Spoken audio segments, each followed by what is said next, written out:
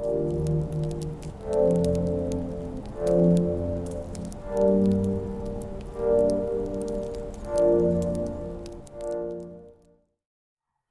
everybody, this is a video on integration, and specifically why an antiderivative will solve for an integration problem. This is something that has always taken my brain quite a bit to kind of wrap around. Derivatives were always fairly intuitive. I felt they were just a slope in some way, shape, or form. But integration was always strange. I could remember the formula, but I couldn't figure out why it was the case.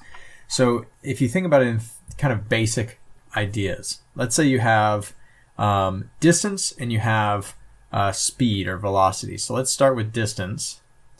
Let's say the formula for our distance is x cubed, right? Well, the velocity would be the derivative of that, which would be 3x squared, right? Fairly simple if you know derivatives. You take 3 down, subtract 1 from it, 3 comes here, becomes 2. So the graphs, somewhat complex graphs, but nothing too crazy. You have kind of the negative side there, then it jumps up and you get that. The velocity looks somewhat different, but the values are a bit different. You have that there. Let's pretend you let's say you didn't know, you wanted to figure out how far you would travel, how the displacement that from start to finish, right? From this point to this point.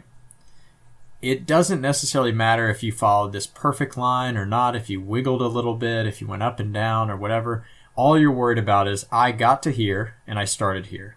So really what you're finding is just the difference between those two, right? That's the displacement there. It's fairly simple to calculate, very straightforward. But let's say you don't have that information. You just have the velocity that you were traveling over a given amount of time, and you have kind of that graph of velocity over time. Well, what's pretty handy is, and let's say it's a curved line. You can't just track it in this case. If you had a line that did this, and you said I was doing 60 miles an hour for 10 hours, right? Well, in that case, it wouldn't look like that. It would actually look like this, and it would be 60 miles per hour over 10 hours, right? Well, that would be 600 miles. I could easily do that, right? I'm essentially taking the area of my formula. It's pretty straightforward. So what that would look like mathematically is this. You have some value down here to some value down here. This would be, let's see, hour number 0, hour number 10. So this would be 0 and this would be 10. And then you have f of x just being essentially your function. Your function here would have just been 60 times d of x. And the d of x would be the changes over that time, right? What you're really doing is saying, okay, give me the y value, which is right here, times the x value. That's it. In this case, d of x is 0 to 10. Very easy, or let's say it's 10, it's not 0 to 10. Very easy to calculate that. But the problem is most real-life things are curved. Most real-life things do not follow this straight line. They don't stay steady. They alternate over time. So this is kind of the straightforward answer. I can calculate the distance traveled or the displacement here by just taking the area under the curve. But how am I going to calculate these infinitely small changes of d of x an infinite number of times to add that all up? It'd be extraordinarily difficult to do.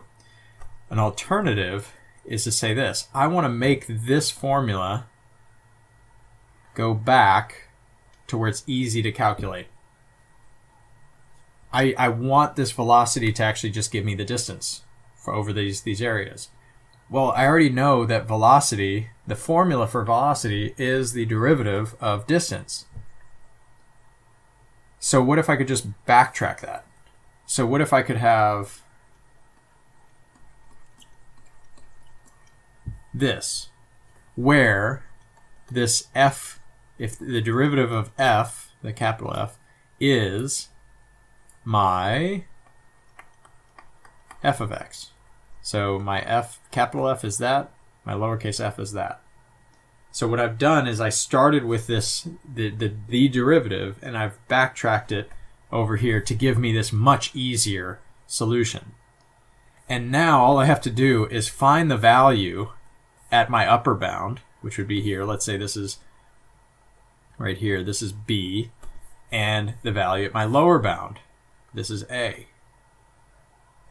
And I just subtract them. I just say F at B minus F at A gives me my displacement. So trying to kind of summarize what that goes through, let's, considering this is a distance and velocity formula, not everything you do integrals over will be, but it may not make as much sense if we move in those directions.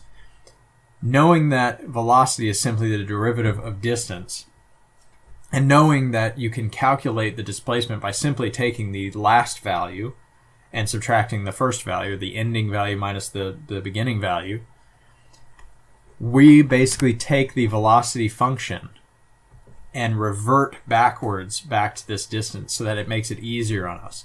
If we weren't able to do that, if it was, if we hadn't known it, or if we didn't do it, we would have had to take the area of an infinitely small number of little rectangles, of these little slivers, and do it an infinite number of times all the way up till the very end, till you reach this and you summate all of them and you get your value.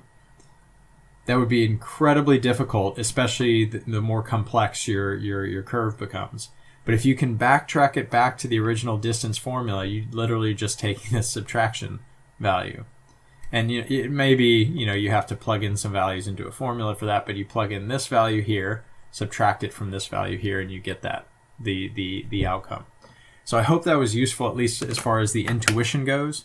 I'll try to put up some actual problems so that you can see it in action. But for me, this was always a troubling aspect of calculus. It was not something that came naturally to think about. So I hope that was of use.